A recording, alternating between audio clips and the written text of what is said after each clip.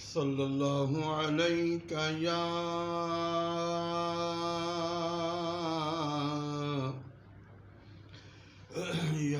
रसूल अल्लाह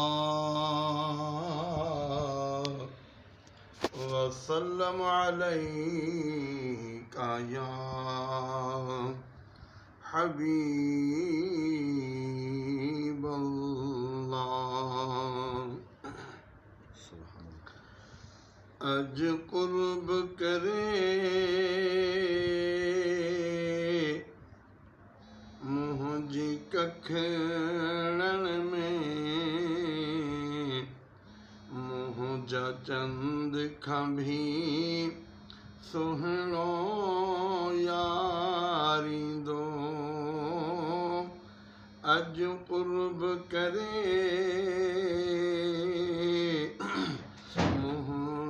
कखणन में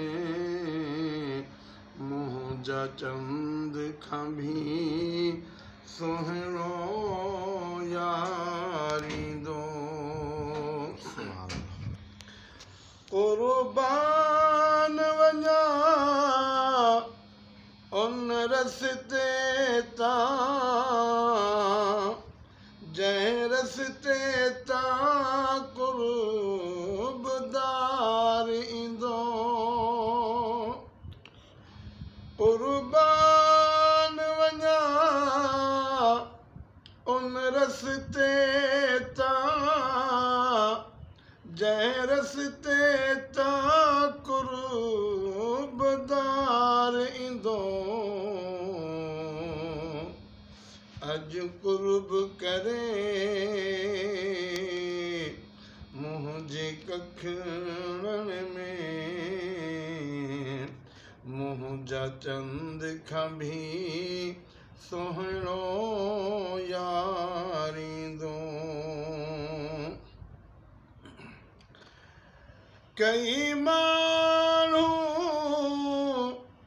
ईद सईद में ख़ुशि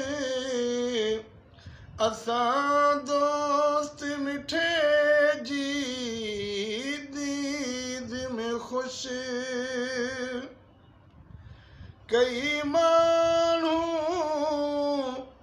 ईद सईद में ख़ुशि असां दोस्त मिठे जी दीद में ख़ुशि।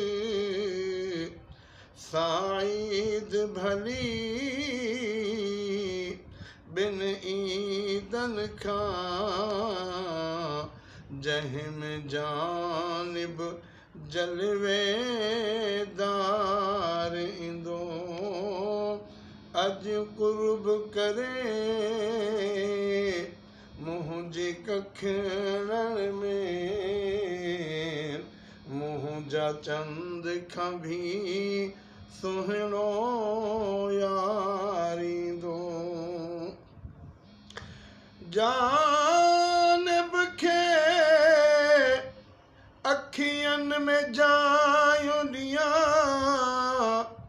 गल सीनो विछायई सेज कयां। जानिब खे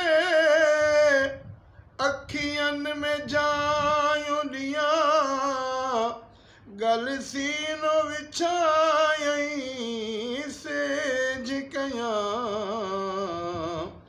जे पुनल भी राज़ी थी पवे त कुदरत खे भी मूं ते प्यार ईंदो। अज कुर्ब करे मुंहिंजी कखणन में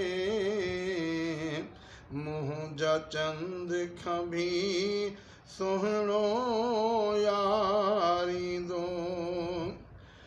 ऐं मूंखे माण्हू चवंदा मुबारक थई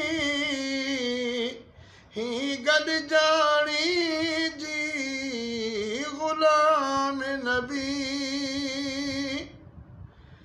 ऐं मूंखे माण्हू